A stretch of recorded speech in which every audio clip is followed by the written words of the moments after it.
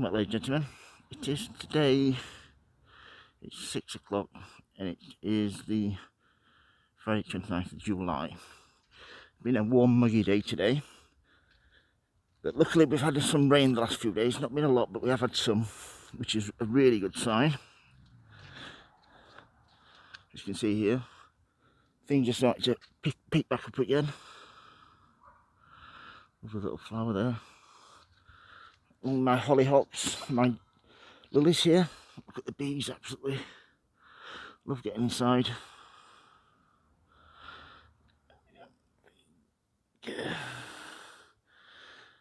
Get that bee there tucked in for the night, and yeah, lovely colours. See from here, my planters, I've got begonias in there and petunias. We come down,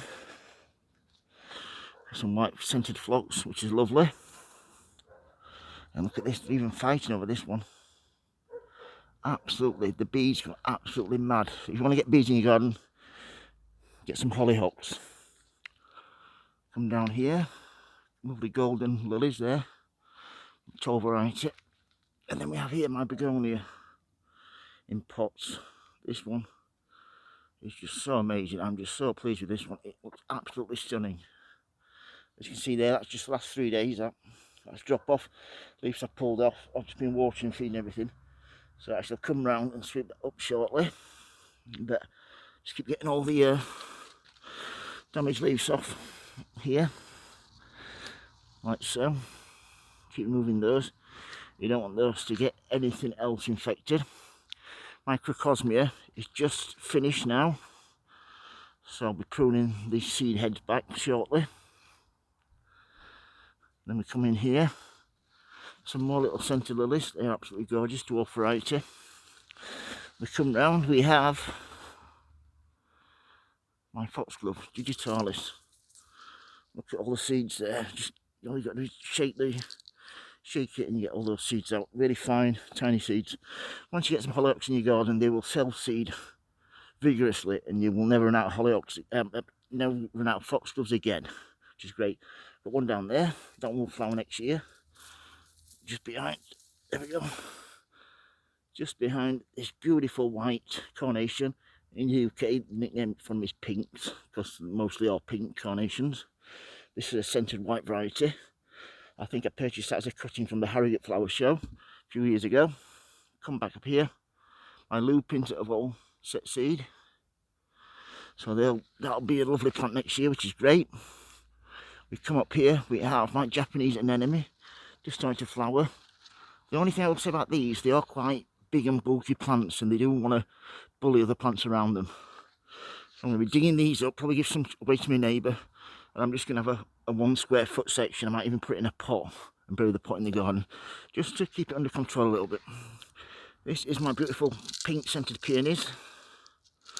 They've all gone over now and finished, which is great. Yep, look up here. Good thing about hollyhocks, you have these flowers, and they're like in like a spiral. And what happens is you get one row, like the bottom one on each one will flower, then the next one on each one will flower, then the last one up on each one will flower. So you get 2 or 3 waves of flower, which is absolutely epic.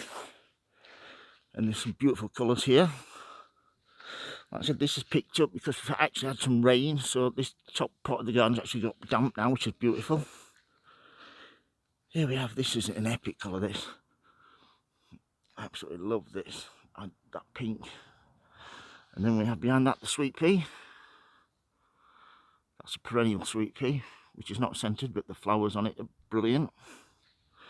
We come down here. These are my Aquilegia Easter bonnet, which I cut back every year after flowering. And then, as you can see there, these do suffer with powdery mildew, so I'll spray that before the autumn just to keep on top of it. And there's Aquilegia that set seed. I've got loads of seedlings around here which I can dig up, transplant, swap with my neighbours, which is brilliant. This is, you can just hear that. So that means they're ready. And that's a lovely pink one, a poppy. always forget the name of this. Every year it flowers beautifully, and it's, oh, look at that. Absolutely amazing. And then next to that we have a delphinium that's grown from seed, and that one's set seed. Next to that we have beautiful white phlox, scented. And then if you come down here, let's hold this up, beautiful lemon yellow hollyhock. Next to that, Aquilegia that's set seed. And then we have cloth of gold Achillea here. I've actually got a few flowers from the Lucifer still left, Cosmea. Come down here. This is a Cosmos that were late going in this year. Might get some flowers off those a bit later on. Next to that, this beautiful red and white penstemon. Then we have one of my best pots. I'm going to plant another one of these up for next year. I'm going to have 2 of these on the front because I absolutely love them. So yeah, that's my begonia planter there, which flowers. It's just going absolutely nuts now. I feed it 3 times a week at the moment.